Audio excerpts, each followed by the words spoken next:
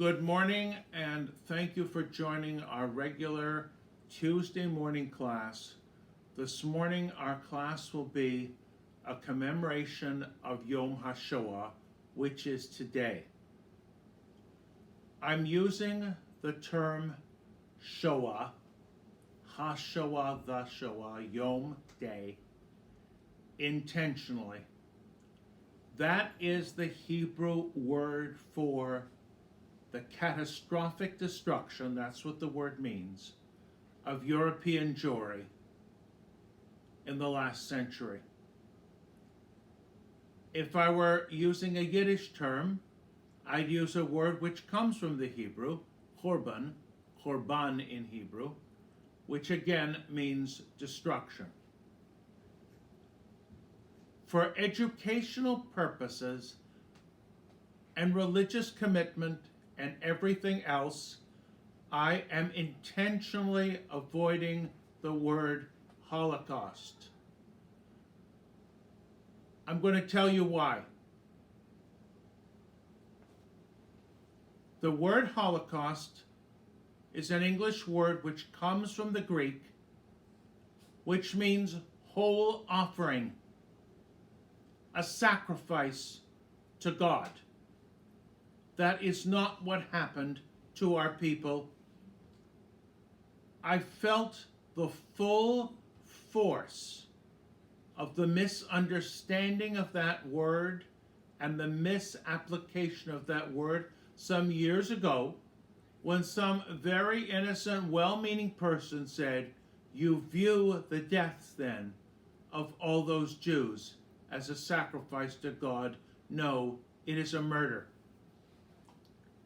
I would like to point something else out as part of our commemoration.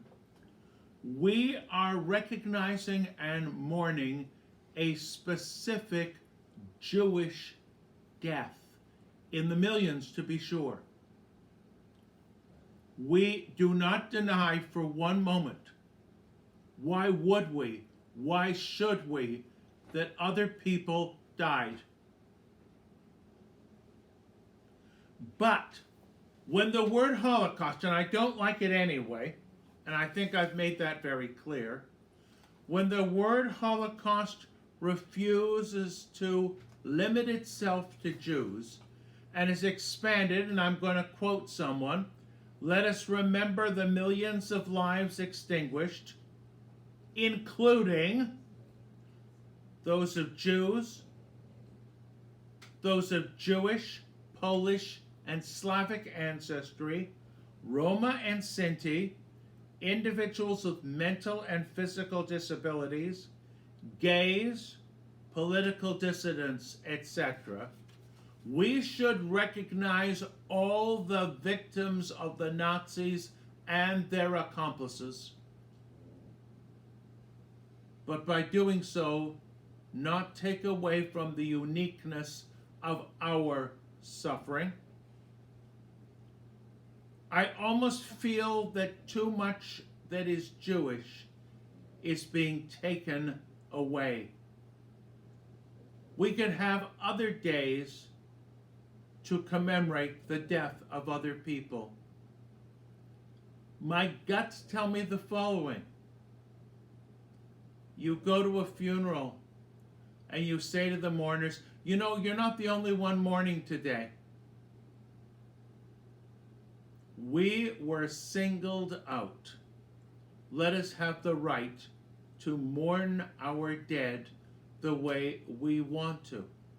And if we want to tack onto our mourning commemoration a recognition of all those who suffered along with us, that would be perfectly acceptable. But I reject the word Holocaust not just because of its meaning, but because today there are too many people who are trying to use it to subsume all other peoples and thereby, I think, diminish what Jews went through. Yom HaShoah is different this year.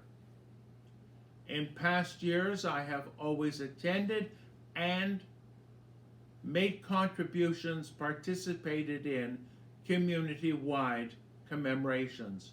We've had them in Sarasota in the whole time that I've been here, and in previous communities. There would be a standard pattern, as it were. There would be the survivors. There would be the lighting of candles.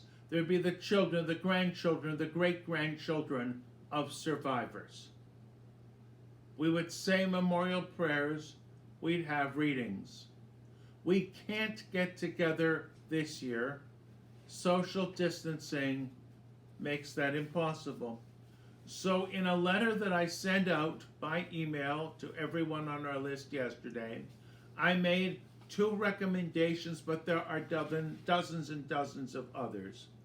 I first mentioned that the New York Annual Gathering of Remembrance at the Museum of Jewish Heritage had a very nice program on Sunday. It's available online, and I gave all the websites and all the places where you can look this up in that letter. Furthermore, the United States Holocaust Memorial Museum has all kinds of options on its website where you can sit down, watch, and learn. There are many more options. I just chose these 2. It doesn't mean that others aren't just as good, if not better.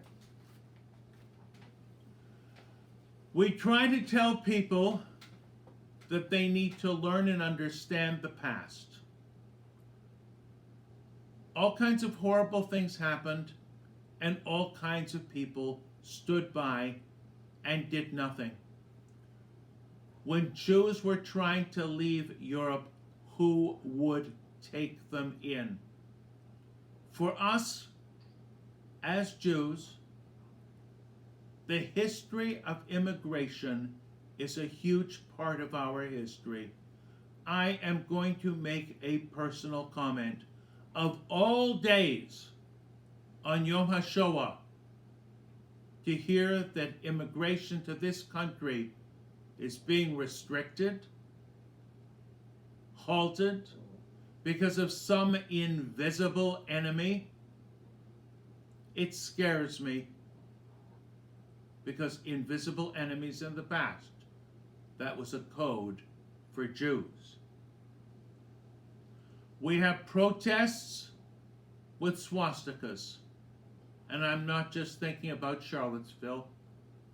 I understand a lot of people feel cooped up right now and say this gives them a feeling of what our people went through in Europe. No, this is nothing. This is nothing in comparison. Because we are, those of us who are able to hear these words, those of us who are able to speak these words, still alive with some sort of hope. I want to refer to 2 other things that our congregation will be doing this morning. We're going to have a meeting of our Israel Committee. Now, somebody may say it's inappropriate on a day like this, but I think it's most appropriate. It's a way of screaming out to the world and to ourselves that we are still around, and that 75 years later, we are not defeated. There is a Jewish country, and we, as members of Temple Beth Israel, can sit down and try to plan a congregational trip. We don't know when that'll happen now. There are new challenges, but we're free to do that. And then later on in the morning, there's going to be a temple board meeting. Now, you could say there is nothing more mundane or trivial or boring as a board meeting. But the existence of a board meeting implies the existence of an organization. A Jewish organization which we like to call the Center of Jewish Life on Longboat Key. While we commemorate and mourn those who died, we also need to be committed to keeping Jewish life vibrant. A comment or 2. Jewish identity cannot be just identifying with the victims of the Shoah. And I don't think that really is Jewish identity. If I look at the attendance, for example, at the commemoration services we've had here in Sarasota since we arrived almost 4 years ago, the attendance hasn't been that great. It doesn't appeal to everybody. It's not a top priority. This date may not be on your calendars. In a future class, I'm going to talk about Jewish calendars and what days are important and why, for example, we celebrate something like Hanukkah, and we should, or Purim, as we should. But Israel Independence Day, next week, and I'm going to have a class about that too, takes second or third or fourth place.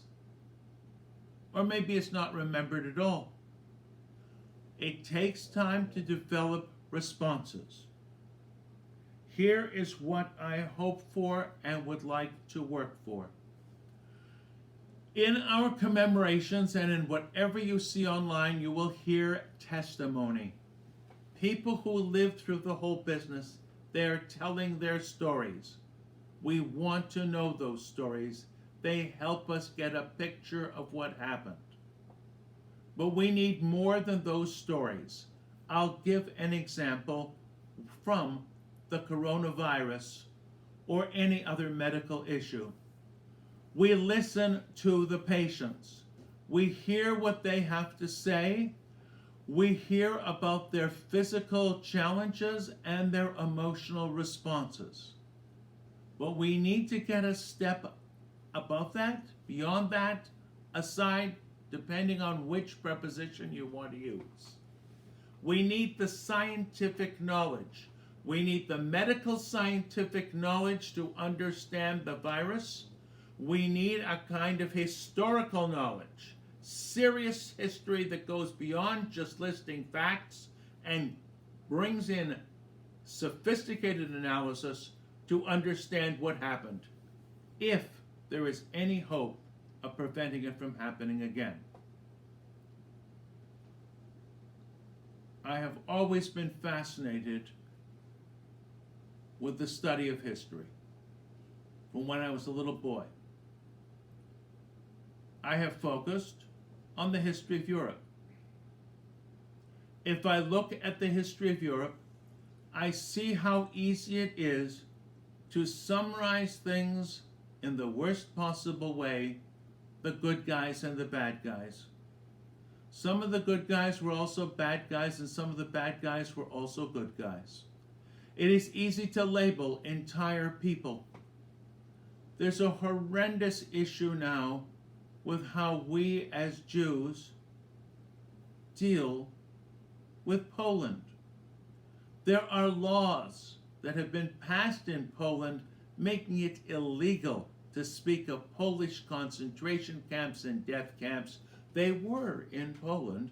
They were built by Nazis, boom, boom, boom, and their collaborators. One of the most insightful statements, concise, that I ever heard went as follows. If a Jew survived in Poland, it was only possible because non-Jewish Poles helped make that possible, and lots of them were needed. The other extreme, the numbers of Nazis, the numbers of Germans were too small for them to do it all by themselves. There were collaborators everywhere. No matter how much certain people grieved at the death of Jews, new governments and new countries were established in Europe after the war without the Jews that were hated before the war. This didn't happen out of nowhere. There's a long history of anti-Jewish feeling and anti-Jewish action. We need to know about it. We can't sanitize our past. We need to know the past of humanity, how brutal it has been, and how lucky we are to be able to live at a time, and I hope it will continue, when we can commemorate and celebrate Jewish life, even if it's only by Zoom. take advantage of the resources that are available. It is no longer just a matter of having to hope that whatever Yom HaShoah commemoration exists in your town this day is good or not so good. You've got your computers, you've got your access. Compare and contrast. Be moved or not moved. Now I want to turn now to something that is in Mishkan Tefillah. Mishkan Tefillah comes in the 1-volume big thick edition, which we do not use, and the 2-volume edition, the one being the one we use on Shabbat, and the other one that we use on festivals like Pesach, the one that has a Yizkor service in it. There is a section on Yom HaShoah, and I looked through it last night, and I'm just selecting one section that really appealed to me. Reading after reading. This one was written by Hugo Green. Hugo Green was an English Reform rabbi. He was not born in England. He was born in that part of Europe that some of us call Podkarpatska Rus. That part of what used to be Hungary before the First World War, the most southeastern part of Czechoslovakia between the wars, now part of Ukraine. He survived. His father, and he makes mention of his father here, did not. Let me read this paragraph to you. It's on page 264 of the 2nd volume. It was the cold winter of 1944. And although we had nothing like calendars, my father, who was my fellow prisoner there, took me and some of our friends to a corner in our barrack. He announced that it was the eve of Hanukkah, produced a curious-shaped clay bowl, and began to light a wick immersed in his precious, but now melted, margarine ration. Before he could recite the first blessing, I protested at the waste of food. He looked at me, and then at the lamp, and finally said, "You and I have seen that it is possible to live up to 3 weeks without food. We once lived almost 3 days without water, but you cannot live properly for 3 minutes without hope." Of all the readings in Mishkan Tefillah, this spoke to me most powerfully. It is customary at a Jewish memorial, and here we also begin what I will call a teaching moment, to say the memorial prayer. The memorial prayer is El Malei Rachamim, God full of mercy.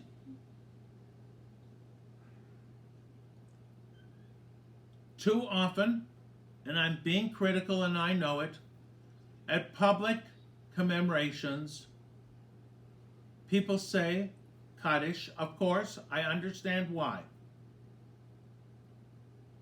Let me read to you, and it's from the text is from again Mishkan Tefillah, and I'm using their translation, which is not literal but gets the point across.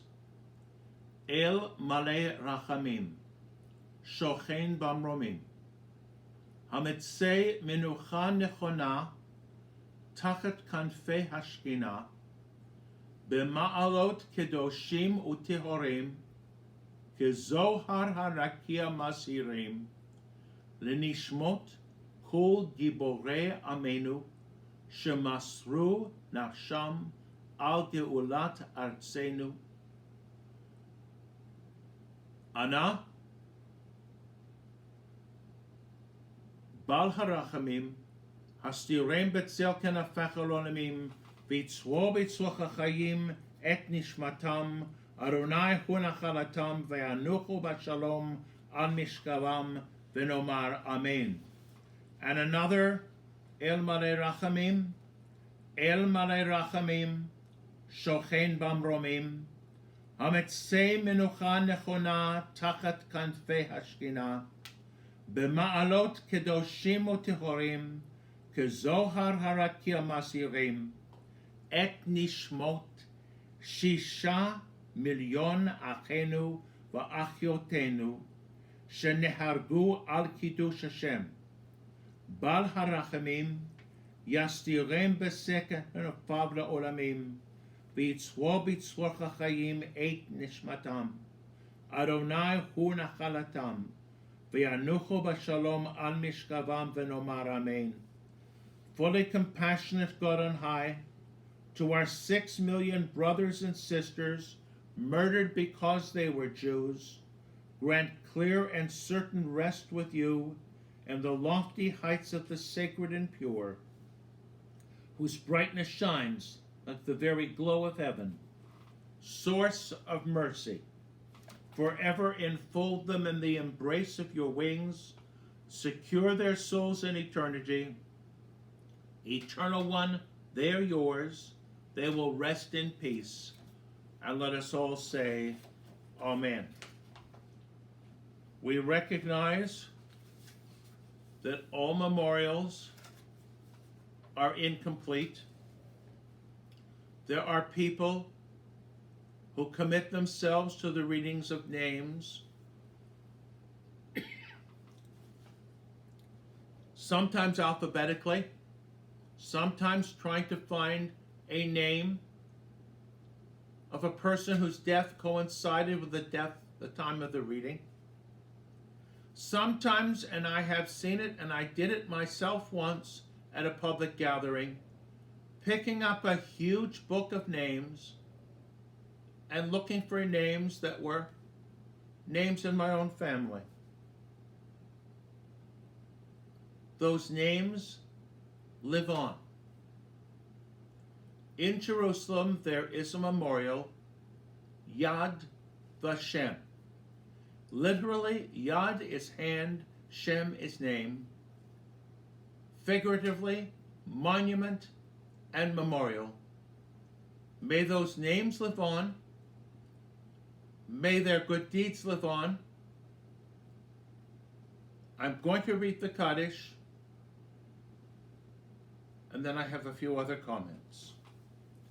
Yitgadal v'yitkadash shemei rabbah, v'alma divrach chirutei v'yamlich malchutei, v'chayechon of yomechon, v'chayedechol beit Yisrael, b'agala u'vizman kariv v'imru amen.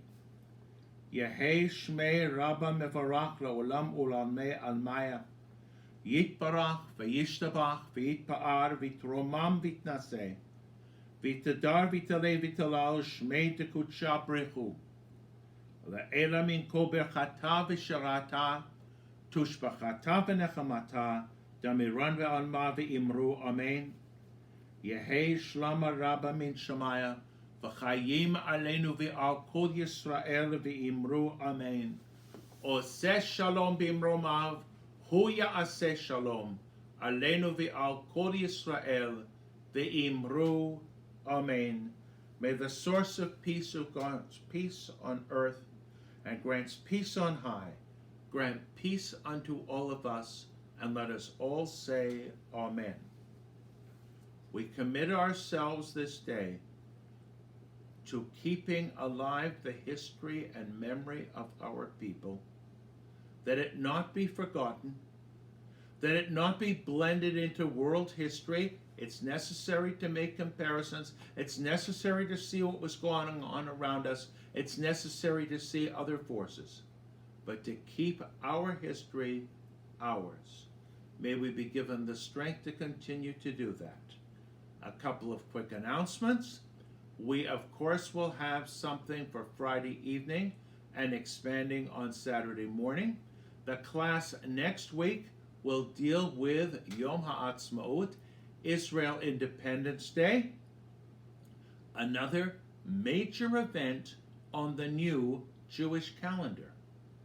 And I hope as many of you as possible will be able to join us, virtually to be sure, and in addition, all the other resources that are readily available to us. Thank you for being with us this morning.